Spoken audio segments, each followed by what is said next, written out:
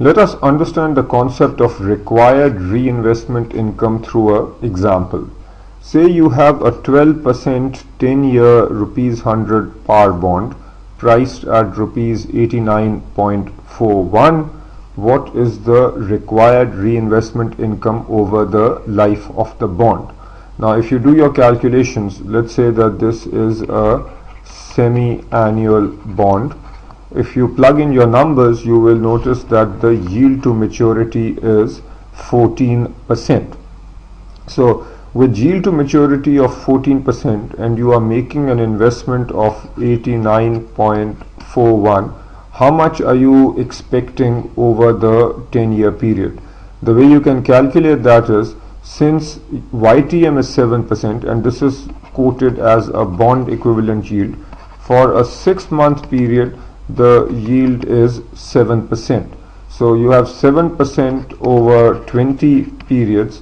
That means that over the 20 periods, which is 10 years, you hope to make 89.41 multiplied by 1.07, that's the 7%, raised to the power of 20. That 20 is coming from here. So this will give you 346 approximately. So this is saying that over the 20 years the amount of money that you make is 346 if you make this investment with a YTM of 14%. So how much of this money will come from reinvestment income? The way you can think of this is this 346, as you saw earlier, there are going to be three sources through which you will make this money. Number one is the total coupon payments that you will get. You are going to have let's see 20 coupon payments where each coupon payment is going to be 6%. Remember, 12% is for the year. That means 6% or 6 rupees per 100 is for every 6-month period. So 6 per coupon into over 10 years we'll have 20 coupons, so that is equal to 120.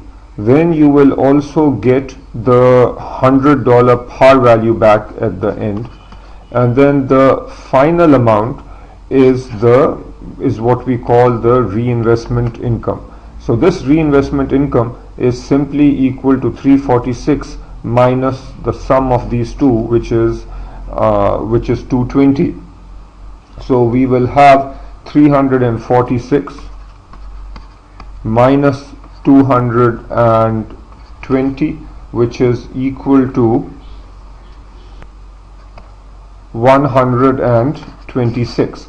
So the reinvestment income needs to be 146 in order for you to make the YTM of 14%. Now let's talk about factors that affect reinvestment risk.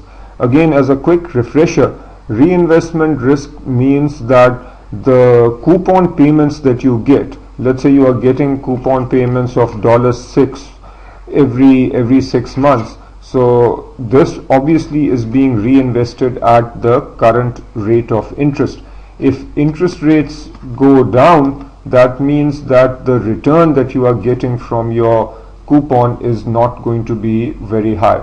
In the previous example, we were getting coupon payments over a 26-month periods, and the idea being that there we were essentially assuming that every coupon payment was being reinvested at 14%.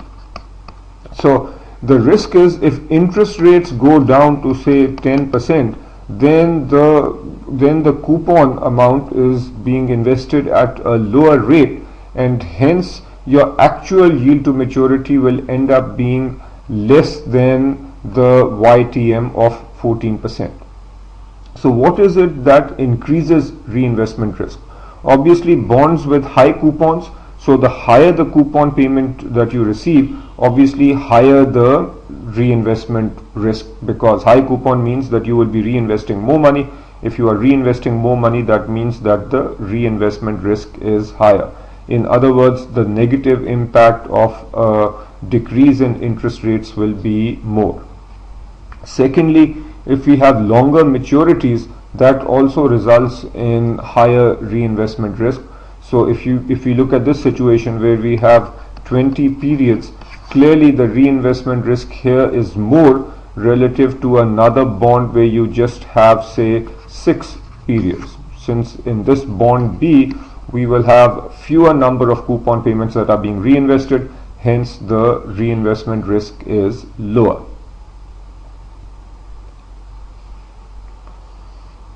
Now let's talk about about a area that is a common source of confusion, which is how to convert a annual pay YTM to semi-annual pay, and then on the next slide we will go the other way around. So let's say that there is a bond which is an annual pay bond, and on that annual pay bond you are getting 10%. What is the equivalent semi-annual pay YTM? And when we talk about the semi-annual pay YTM, that's actually the bond equivalent yield.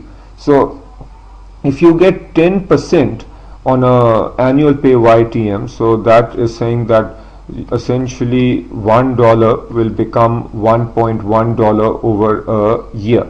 So what is the effective 6-month rate? To get the effective 6-month rate, you say 1.1 to the power of 0.5, which gives you the effective rate for a 6-month period. So let's do that.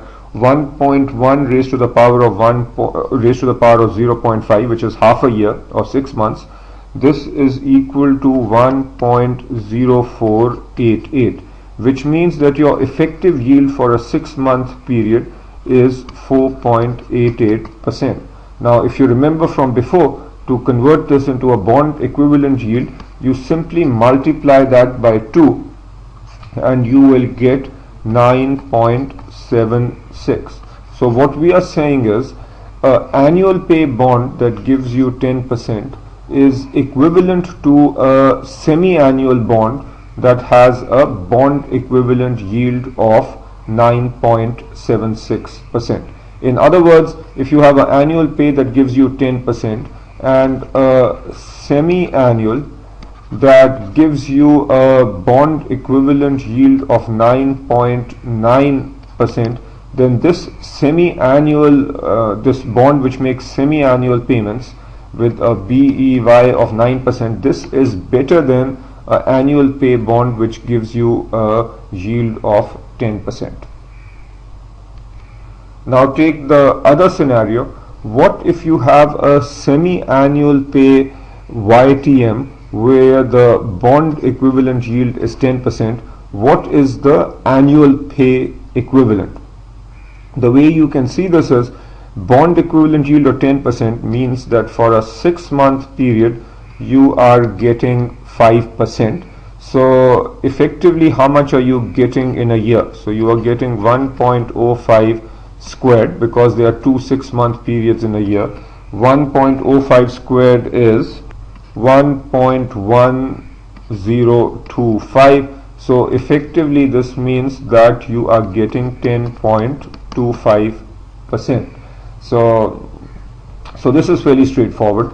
A bond which is giving a bond equivalent yield of 10% means that over the year you are effectively getting 10.25%.